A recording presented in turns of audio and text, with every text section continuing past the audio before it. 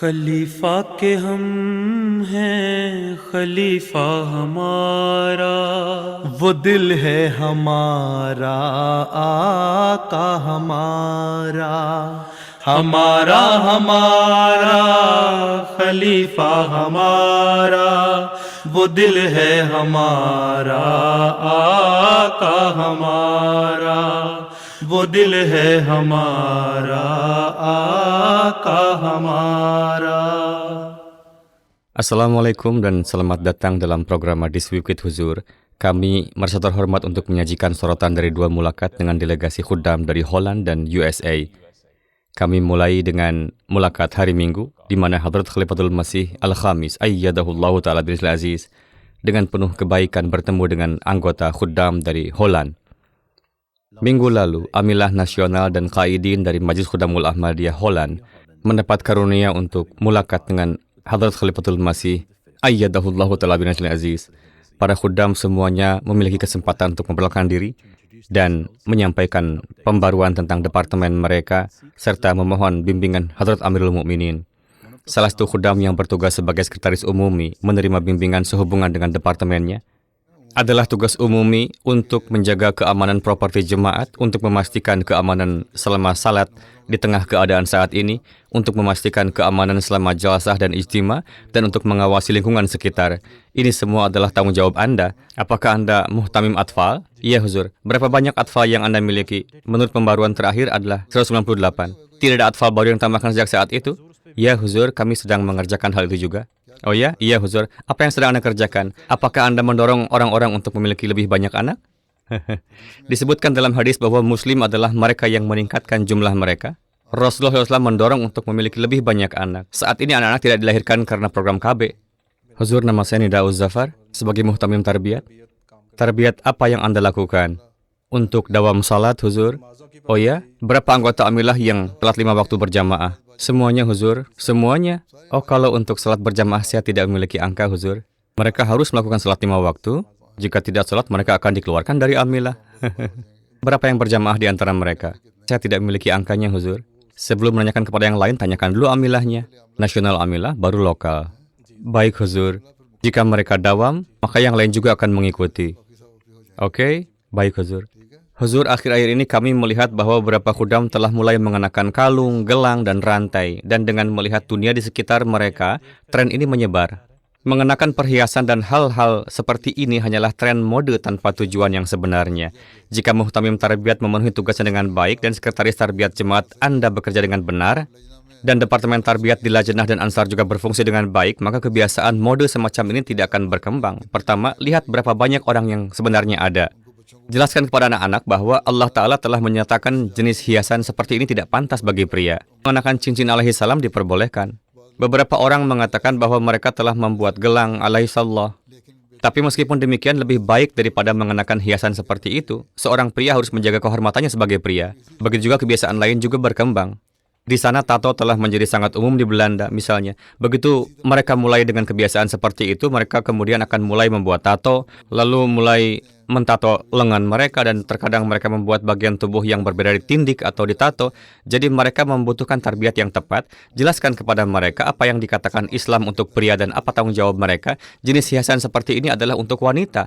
Itulah mengapa kalian harus berperilaku sebagai pria dan laksanakan pekerjaan yang diberikan kepada kalian. Apa pekerjaan itu?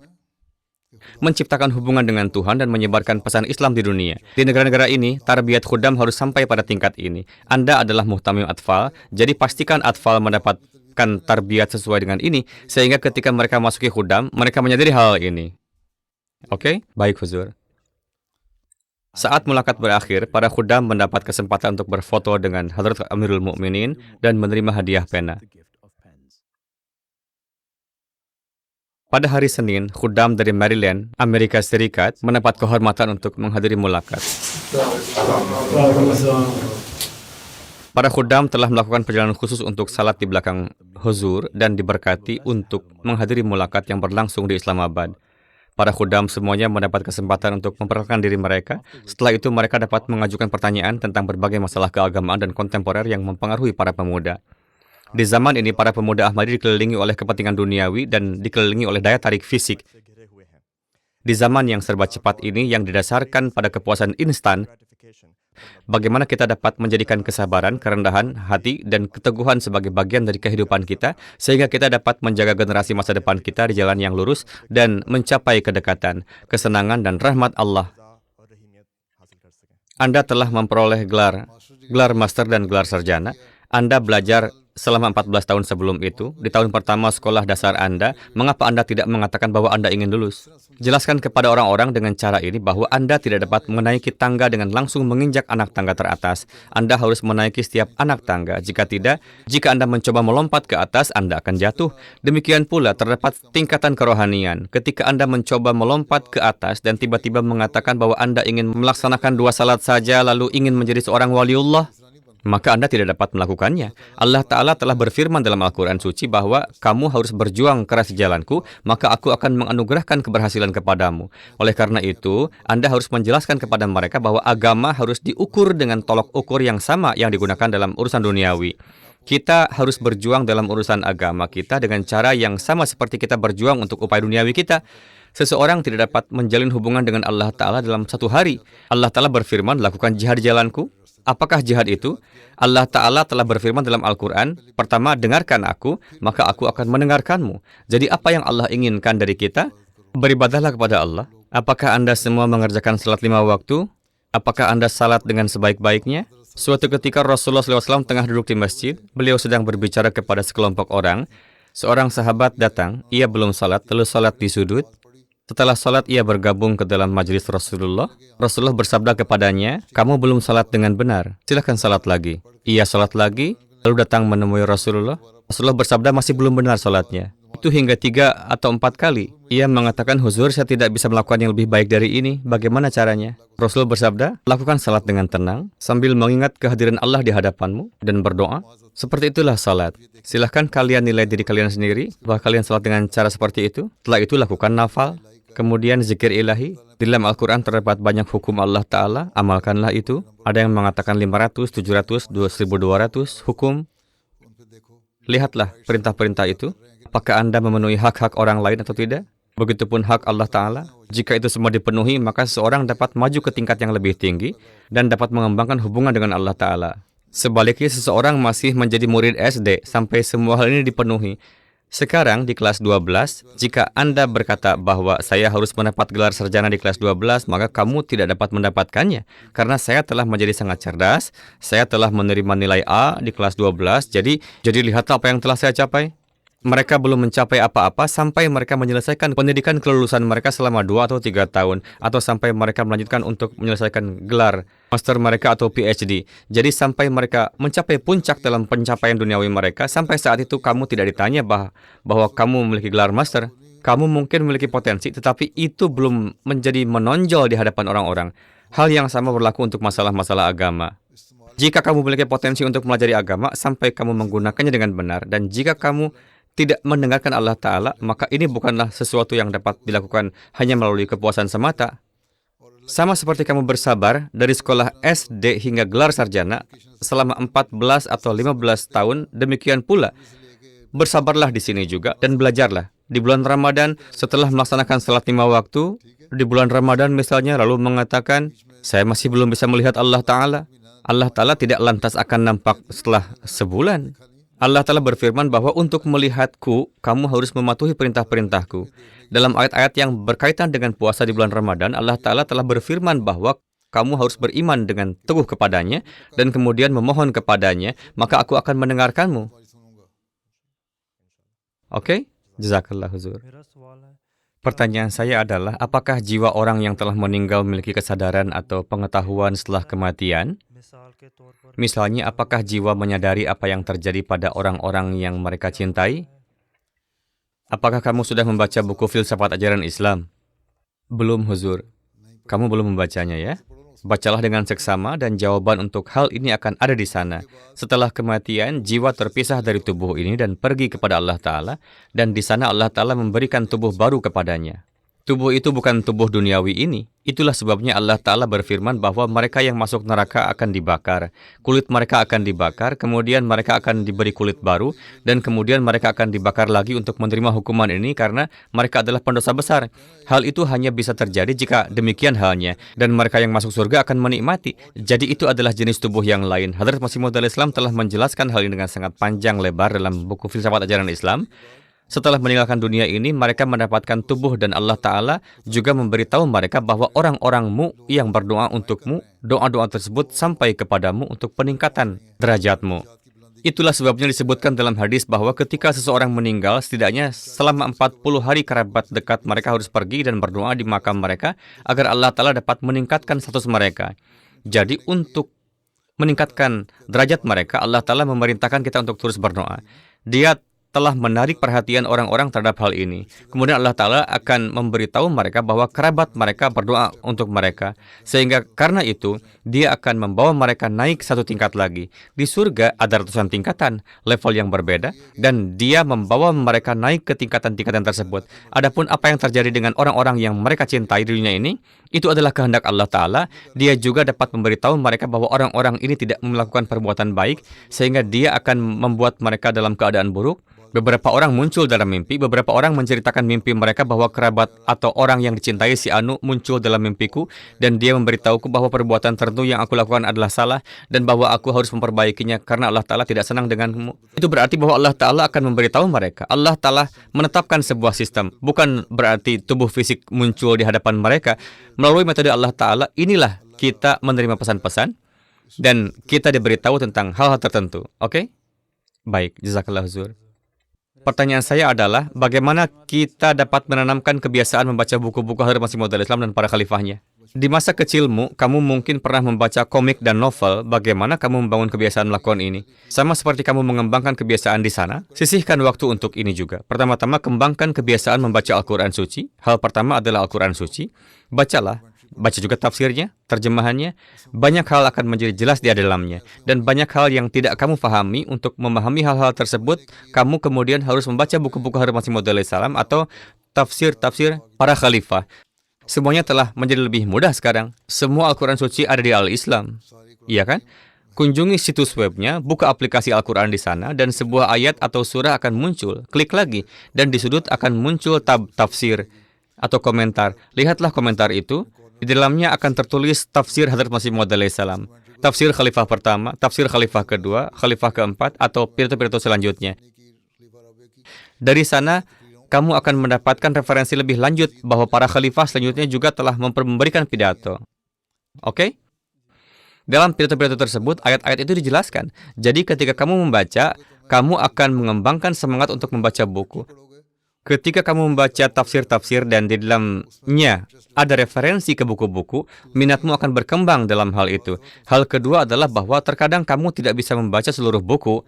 Bagi penutur bahasa Urdu, ada sebuah buku yang disusun dengan referensi-referensi tentang berbagai topik dari pidato-pidato dalam buku Mirza Ghulam Ahmad Qadiani alaihi salam berdasarkan ajaran-ajaran beliau. Tetapi bagi penutur bahasa Inggris, inti ajaran Islam kini telah diterbitkan dalam 5 atau 6 jilid yang berisi berbagai referensi dari buku-buku Hadrat Masih Maud Islam tentang berbagai topik. Ketika kamu membuka indeks dan menemukan topik yang kamu minati dan mulai membaca, akan ada referensi tertulis di dalamnya bahwa bagian ini diambil dari buku ini dan itu. Dengan cara ini, kamu akan mengembangkan minatmu untuk membaca buku itu. Beginilah cara minat berkembang. Ini memerlukan seseorang untuk menaruh usaha seperti yang dilakukan orang untuk novel. Jika kamu duduk di internet sepanjang hari dan tidak meninggalkan ponselmu dan membaca buku-buku semacam ini, atau buku-buku dan novel lainnya, buka Kindlemu dan mulai membaca novel. Jadi, buka dan mulai membaca buku-buku ini juga. Buku-buku ini juga tersedia di Kindle. Pada zaman internet dan AI, bagaimana kita dapat melindungi diri kita dari informasi yang salah dan misinformasi? Allah Ta'ala telah memberimu akal, Masya Allah. Kamu tahu bahwa itu salah dan ini benar dan ini salah. Ketika kamu melihat, kamu menilai segala sesuatu di sendiri, Allah Ta'ala telah menyatakan dalam Al-Quran bahwa setan telah berkata bahwa aku akan menghasut manusia. Allah Ta'ala menciptakan Adam dan memberitahunya bahwa hal-hal ini benar dan ini salah. Setan mendekatinya dengan cara yang licik, sama seperti di zaman AI saat ini, atau sama seperti berbagai jenis daya tarik dan insentif lainnya yang diberikan. Seseorang tertarik kepada mereka. Jadi, setan telah berkata bahwa aku akan mengatakan hal-hal seperti ini dan mereka akan mengikutiku. Dia mengatakan apa yang harus dia katakan dan dia menghasut Adam dengan berkata, lihat, mengapa Allah Ta'ala memberitahumu untuk tidak melakukan pekerjaan ini? Itu agar kamu akan tetap di surga. Adam membuat kesalahan itu, dia melakukan tindakan itu. Allah Ta'ala berfirman, jadilah demikian, pergi dan tinggallah di bumi. Intinya adalah bahwa Adam sudah berada di bumi, dia tidak berada di langit. Tetapi intinya adalah bahwa sekarang hidup di antara orang-orang dunia, kamu akan memiliki pilihan untuk melakukan perbuatan baik dan untuk melakukan perbuatan buruk. Dan jika kamu mengikuti kata-kata setan dan melakukan perbuatan buruk, kamu akan dihukum. Dan perbuatan baik yang perintah-perintahnya akan terus aku kirimkan kepadamu melalui para nabi atau melalui para malaikat. Jika kamu melakukannya, kamu akan menerima pahala. Jadi apakah itu AI atau apapun juga, ada manfaat dari AI juga. Beberapa orang menggunakannya untuk penerjemahan. Misalnya orang-orang menggunakan AI untuk menerjemahkan dari bahasa Inggris ke bahasa Urdu atau dari bahasa Urdu ke bahasa Inggris. Kamu mendapat manfaat darinya, ya kan? Dan ada banyak informasi baik di dunia. Kamu dapat mengambilnya, kamu dapat mengambil informasi dari sana. Sekarang segala sesuatu di dunia telah menjadi mudah diakses. Ada banyak aplikasi di internet, ada banyak ensiklopedia, Wikipedia dan sebagainya. Jadi kamu dapat melihatnya dan mengambil informasi dari sana. Dan kemudian kamu menilai sendiri mana yang baik, mana yang buruk, mana yang bermanfaat bagiku, dan mana yang tidak bermanfaat. Allah Ta'ala berfirman bahwa aku telah memberi manusia akal dan aku telah memberinya pengetahuan. Sekarang gunakan akal dan pengetahuan itu dan kemudian manfaatkanlah dengan lebih baik. Jika kamu melakukan itu, maka kamu akan mendekat kepadaku. Pertanyaan saya adalah, di tengah kesulitan, bagaimana kita dapat membedakan apakah itu ujian dari Allah Ta'ala atau hukuman? Seorang manusia terus-menerus harus menanggung kesulitan. Jika kamu jatuh sakit, ini adalah kejadian alamiah. Seseorang bisa sehat atau sakit, itu bisa sulit, dan kadang-kadang suatu penyakit menyebabkan rasa sakit yang sangat. Seseorang mungkin berpikir bahwa mereka sedang dihukum. Orang-orang memang mulai berpikir dengan cara ini. Seorang sahabat meletakkan tangannya di atas tangan Rasulullah SAW dan mendapati tangan beliau sangat hangat. Pada saat itu beliau sedang sakit. Sahabat itu berkata, tampaknya Huzur sedang demam. Rasulullah menjawab, saya mengalami demam yang parah dan saya mengalami rasa sakit yang jauh lebih besar daripada kalian semua selama sakit. Saya terkena demam dan penyakit lainnya. Namun Allah Ta'ala telah memberi saya kekuatan untuk bertahan dan saya bersyukur kepadanya. Saya hanya berdoa kepada Allah Ta'ala agar dia meringankan penyakit saya dan agar saya tidak pernah tidak bersyukur kepadanya. Allah Ta'ala berfirman bahwa meskipun kita mengalami kesulitan, kita harus bersyukur. Bahkan Allah Ta'ala menyatakan dalam Al-Quran bahwa dia akan menimpakan kepada kita berbagai kesulitan dari kelaparan, kehausan, rasa sakit, penyakit, dan sebagainya. Dan mereka yang bersabar selama ujian-ujian ini akan membaca Inna lillahi wa inna ilaihi raji'un. Kamu harus membaca ini. Kadang-kadang ujian menjadi berkepanjangan. Memang, jika kamu berbuat baik, beribadah kepada Tuhan, bersedekah, menunaikan hak orang lain, dan kesulitanmu masih berkepanjangan, maka itu berarti bahwa Allah Ta'ala sedang mengujimu. Kamu masih melalui ujian. Jika itu berlalu dengan cepat, maka itu baik dan bagus. Hadrat Masih Maud salam menulis bahwa terkadang pengabulan doa ditunda. Ketika penerimaan doa ditunda, itu berarti Allah Ta'ala menginginkan orang yang berdoa untuk berdoa lebih lanjut sehingga doa itu diterima sepenuhnya. Ini juga merupakan praktik Allah Ta'ala. Terkadang ujian diperpanjang untuk membangkitkan lebih banyak doa, sehingga menghapus semua dosa masa lalu. Jika kamu melakukan dosa, tidak berdoa, tidak memenuhi hak orang lain, dan tenggelam dalam kejahatan lainnya, maka jika kesengsaraan menimpamu, itu bukan ujian tetapi hukuman. Kamu dapat menganggap itu sebagai hukuman.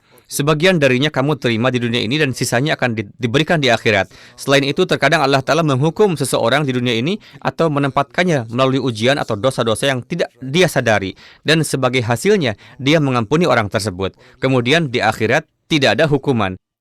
Ini juga merupakan sunnah Allah Ta'ala.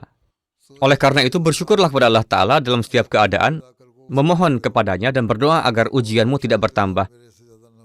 Ini adalah doa yang diajarkan oleh Allah Ta'ala dan kamu harus sering membacanya dengan mengatakan, jangan menempatkan aku dalam ujian yang begitu panjang sehingga aku tidak mampu menahannya. Atau jangan menempatkan aku melalui ujian yang tidak dialami orang-orang sebelumku. Ayat terakhir dari surah yang saya baca selama salat fajar atau subuh pagi ini juga merupakan doa untuk memohon pengampunan dari Allah Ta'ala. Jangan meminta pertanggungjawaban kami. Jangan perpanjang ujian kami dan tunjukkan belas kasihan kepada kami. Ini adalah doa yang kita baca, oke? Saya berulang kali membaca ayat-ayat dan surah-surah seperti itu agar orang-orang mengingatnya. Jika kamu mengingatnya, kamu juga akan menemukan pesan di dalamnya. Kemudian kamu akan melewati ujianmu dengan mudah, oke? Dan jangan menjadi kewalahan dengan hal-hal kecil yang tidak penting dan menganggapnya sebagai ujian besar. Sebagai manusia yang hidup di dunia ini, kamu akan menghadapi kesulitan-kesulitan kecil dan kamu harus menahannya, oke? Jazakallah huzur. Pada zaman sekarang ini, ketika kita melihat kesakitan dan penderitaan di segala arah, bagaimana kita dapat tetap teguh harapan dan membangun kepercayaan kepada Allah Ta'ala?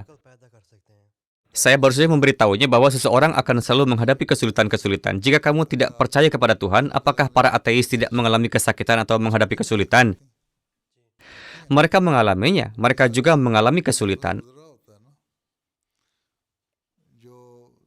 Orang-orang dari agama lain juga mengalami kesulitan. Para penyembah berhala dan penyembah patung juga mengalami kesulitan. Setiap orang mengalami kesulitan. Namun ketika seorang mukmin mengalami kesulitan, mereka berdoa dan memiliki keyakinan bahwa melalui doa-doa mereka dan amal perbuatan mereka, Allah Ta'ala akan mendatangkan kemudahan bagi mereka. Entah mereka tidak akan merasakan beban kesulitan-kesulitan itu, dan jika mereka merasakannya, mereka akan diberi balasan di akhirat. Namun, mereka tidak akan pernah meninggalkan Allah Ta'ala dan hanya akan berpaling kepadanya. Tidak ada jalan lain. Oleh karena itu, seseorang harus berusaha untuk menggenggam tangan Tuhan. Ketika seseorang melakukan ini dan memiliki iman kepadanya, maka Allah Ta'ala juga akan memberinya pahala. Tidak ada jalan lain selain memiliki iman. Tidak ada tempat lain bagi kita untuk pergi. Setidaknya, kita percaya bahwa Allah Ta'ala akan menganugerahkan sesuatu kepada kita di kehidupan setelah kematian sebagai hasil dari melewati ujian-ujian.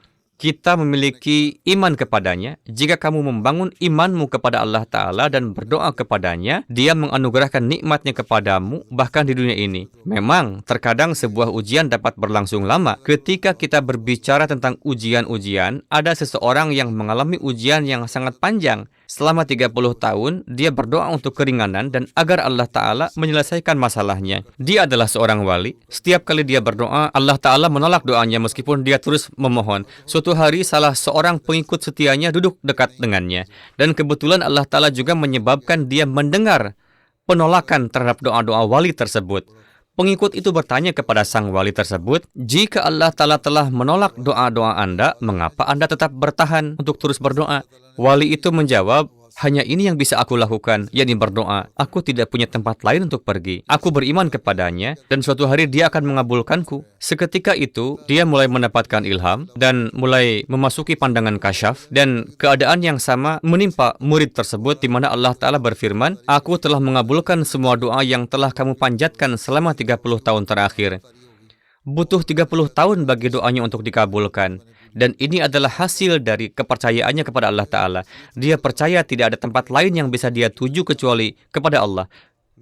Pertanyaan saya adalah bahwa dalam masyarakat sekuler atau tidak beragama saat ini, mereka yang berdiri teguh pada moral-moral Islam dibuat menghadapi penentangan, pengucilan, dan tekanan. Jadi bagaimana seorang Muslim Ahmadi dapat tetap teguh?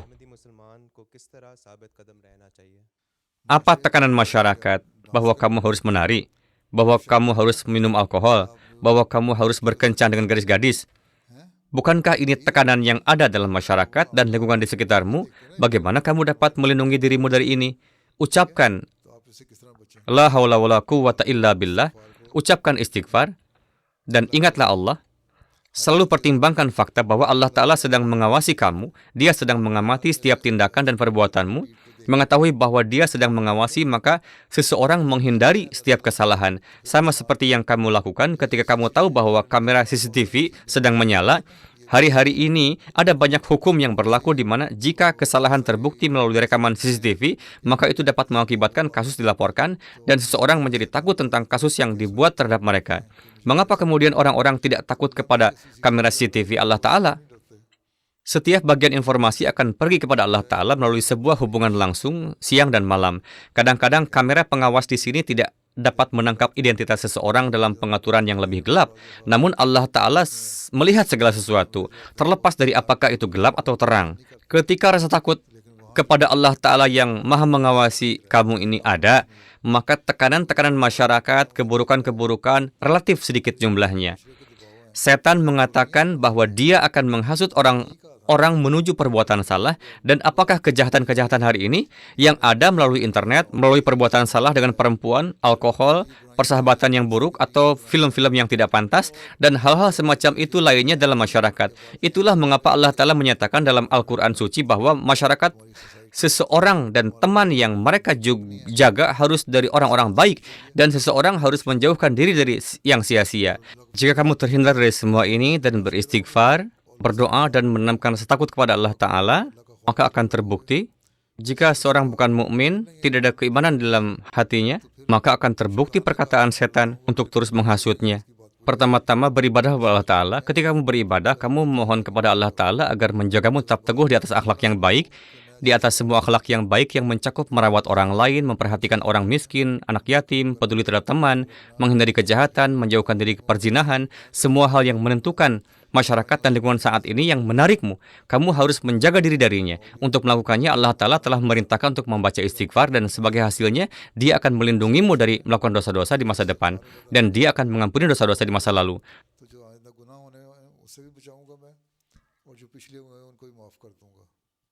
Huzur, terkadang saya merasa bahwa saya tidak cukup layak untuk membaca Al-Quran atau pergi melaksanakan salat. Bagaimana saya dapat mengatasi perasaan ini dan bagaimana saya dapat melewatinya?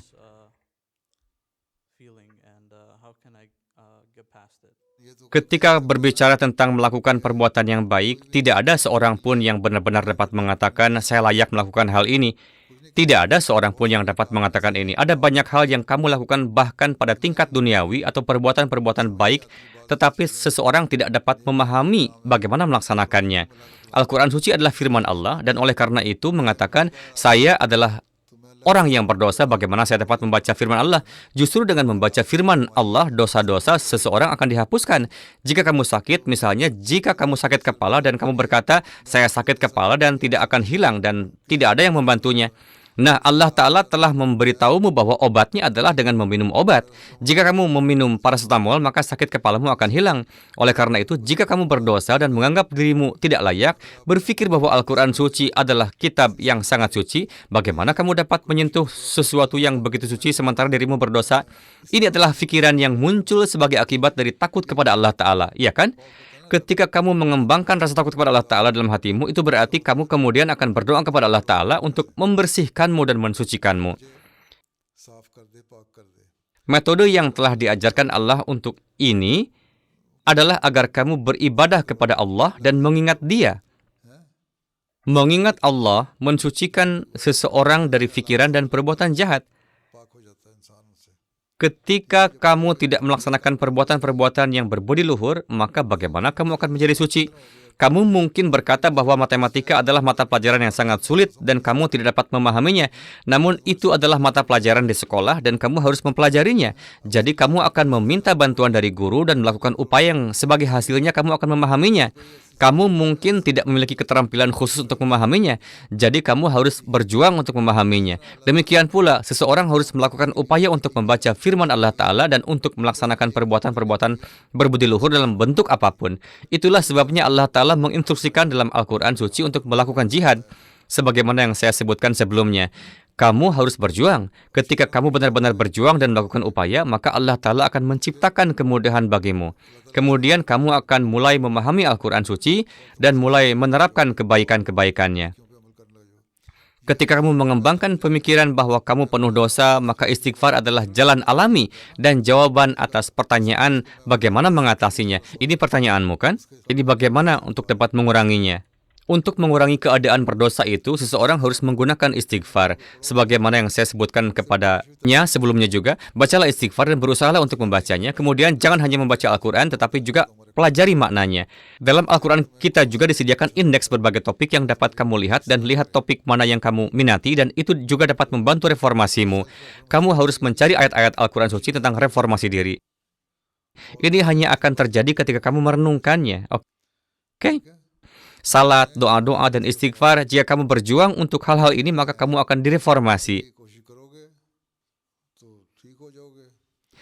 Jika kamu tidak berjuang dan kemudian hanya mengatakan, saya merasa tidak layak melakukan hal-hal ini, bukanlah respons yang masuk akal. Dalam kasus itu, jika kamu mengatakan bahwa kamu tidak layak untuk belajar, maka kamu bahkan tidak bisa lulus sekolah dasar. Karena kamu tidak akan memahami aljabar, biologi, sains, atau matematika. Ketika kamu mencapai kelas 12, kamu tidak akan memahami biologi, kimia, fisika. Kamu hanya akan mengatakan, saya tidak mengerti. Namun Allah Ta'ala berfirman bahwa Dia telah memberikan setiap orang potensi, dan jika kamu menggunakannya dengan benar, maka kamu dapat memahami apapun. Bukankah demikian?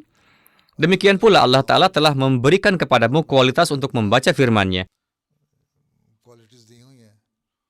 Dan jika kamu menggunakannya, maka kamu akan baik-baik saja. Oke? Jazakallah huzur. Ketika mulakat berakhir, para khuddam memiliki kesempatan untuk berfoto dengan Hadrat Amirul Mukminin dan menerima hadiah pena. Itu adalah sorotan dari hanya beberapa kegiatan huzur tercinta selama minggu lalu. Kami sekarang mengakhiri dengan segmen terakhir kami, ringkasan khutbah Jumat. Dalam khutbah Jumat hari ini, Huzur Ayyadahullahu Ta'ala bin Aziz berbicara mengenai perang Tabuk. Huzur menceritakan sebuah insiden tentang bagaimana Rasulullah SAW memperlakukan mereka yang berusaha menyakiti beliau. Pada pagi hari, kepala suku Aus, Hadrat Usaid bin Hudhair radhiyallahu anhu bertemu dengan Rasulullah SAW. Rasulullah SAW mengatakan kepadanya bahwa pada malam sebelumnya beberapa orang munafik bermaksud mengikuti Rasulullah SAW di jalan gunung, memotong tali kekang untanya dalam kegelapan malam, menusuk untanya dengan sesuatu yang tajam untuk membuat unta berlari kencang dengan harapan membuat Rasulullah jatuh dari unta. Atas hal ini Hadrat Usaid berkata, "Wahai Rasulullah, berilah setiap suku perintah untuk membunuh setiap orang yang menjadi bagian dari rencana ini." Hadrat Usaid dengan sangat bersemangat melanjutkan, "Wahai Rasulullah, apakah orang-orang seperti itu akan dibiarkan berkeliaran dengan bebas? Berapa lama lagi kita akan tidak mengambil tindakan terhadap mereka, meskipun faktanya orang-orang munafik hari ini lebih sedikit jumlahnya dan telah dipermalukan, sementara Islam telah menjadi kokoh?"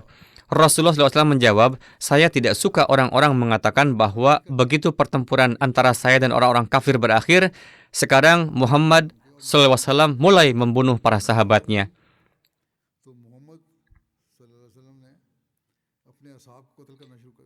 Hadrat Usaid radhiyallahu anhu berkata, "Wahai Rasulullah SAW, orang-orang ini bukanlah para sahabat. Bagaimana mereka bisa dianggap sebagai bagian dari kita?" Rasulullah bersabda, "Bukankah mereka mengucapkan syahadat?" Hadrat Usaid radhiyallahu anhu berkata, "Memang benar mereka mengucapkannya, tetapi pengakuan ini tidak berarti apa-apa. Itu hanya dangkal, mereka tidak mengucapkan kalimat syahadat dari hati." Rasulullah bersabda, "Karena mereka mengucapkan kalimat syahadat Islam, meskipun mereka melakukannya secara dangkal, saya tidak akan membunuh mereka." Para ulama yang mengaku-ngaku di zaman ini, yang mengeluarkan fatwa untuk membunuh mereka yang mengucapkan kalimat syahadat Islam, harus merenungkan pernyataan ini.